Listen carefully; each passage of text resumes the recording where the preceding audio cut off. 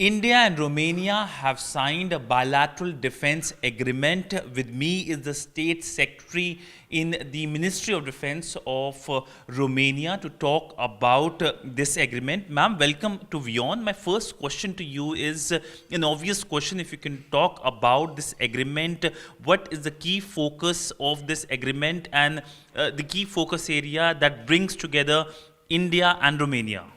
Thank you very much. Indeed, the Defense Cooperation Agreement is a very important step forward, if you like, in deepening and consolidating our bilateral cooperation. It is historic to sign this agreement here in India, in New Delhi. We are very much delighted about.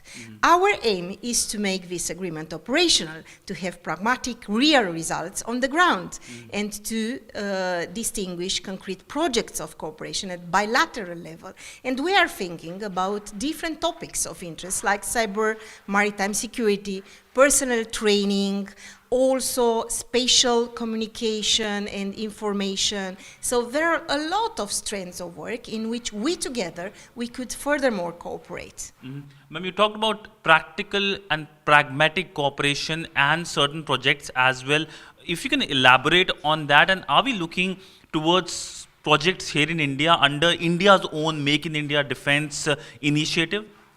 First of all, I would like to say that India is a very important partner for Romania. You have an unparalleled contribution to the security and stability in Indo-Pacific and in the world. We are also having an important contribution in NATO and also in EU and at the Black Sea. So we could find common interest issues in our bilateral cooperation, and I have already talked about cyber. This is a very important domain in which Romania is putting a lot of effort and energy. And cyber defense is now very high on our agenda. So this could be furthermore developed in our cooperation. Ma'am, you mentioned about Indo-Pacific. If you can talk about what's the vision of Indo-Pacific of your country? So we are very much focused alongside our NATO allies and EU member states. You know very well that EU developed a strategy towards Indo-Pacific, and High Representative Joseph Borrell just visited India 2 weeks ago, and he talked about the EU interests towards Indo-Pacific. India holding the presidency of G20 and having such an important role in Indo-Pacific is by far a very, very important voice here, and we would like very much to support security and stability in this region. Ma'am, how do you see India's Make in India Defense initiative? The initiative under which India is keen that more and more countries across the world come here in India and take part in manufacturing here. If you can talk about this initiative of the Indian government. In relation with defense? Yes, ma'am. Yes, defense industry is also a very important strand of work at the global level, if you like, and we have discovered during COVID-19 pandemic crisis how important is the supply chain. And that's why I think we have to consolidate our defense industries. There are a lot of initiatives also at the level of the EU level and dedicated to consolidating of the defense industry. Very recently, I took part in an important meeting in Brussels dedicated to this consolidation.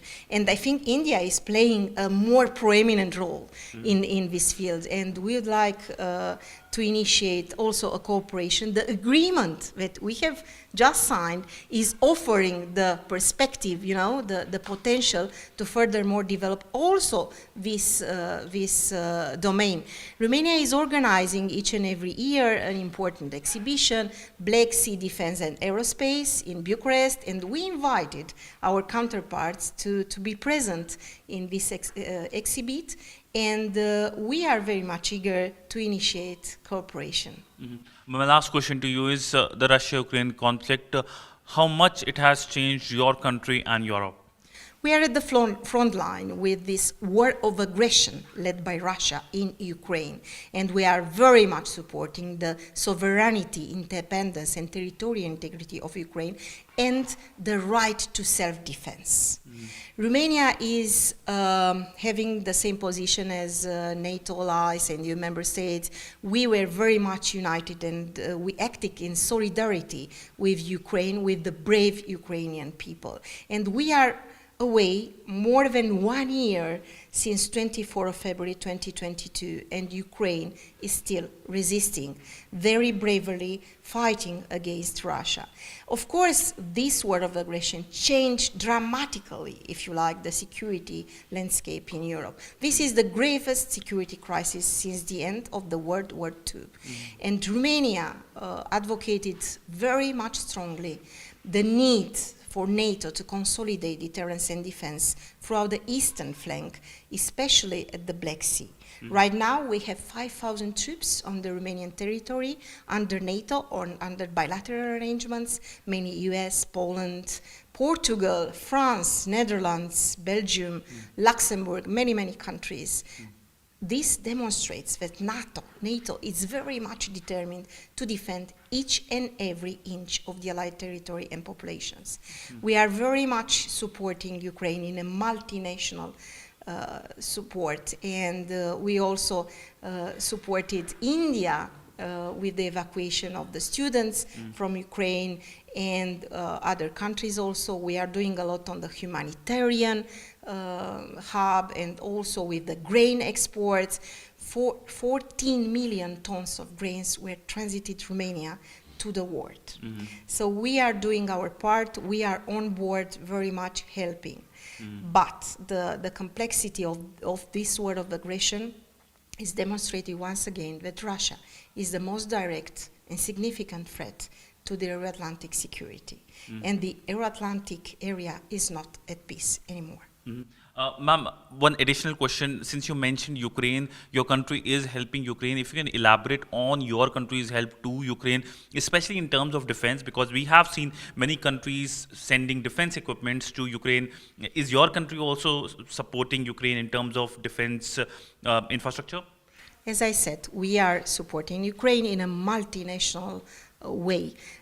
Our contribution was mainly linked to the humanitarian, energy, grains exports. We welcomed 3.5 million refugees in Romania. This implied a lot of effort, resources, and energy from the Romanian government and our own population. So we are doing our part, as I said. We stay determined to continue to help as long as it will be necessary. Well, thank you so much, ma'am, for speaking to WION and coming, of course, to India as well. Your visit is significant at a time when India and Romania are celebrating 75 years of establishment of diplomatic relationship. Thank you so much, ma'am. Thank you very much. I'm really very delighted to be here. It is fascinating for me and my team. This is my first ever visit, and I do believe that this is a starting point for a more valuable and fruitful cooperation. Thank you very much. Thank you so much, ma'am. So there you have it, the word from the Romanian minister here in Delhi with video journalist Chandrasekhar Sidhant Sibal for WION in New Delhi.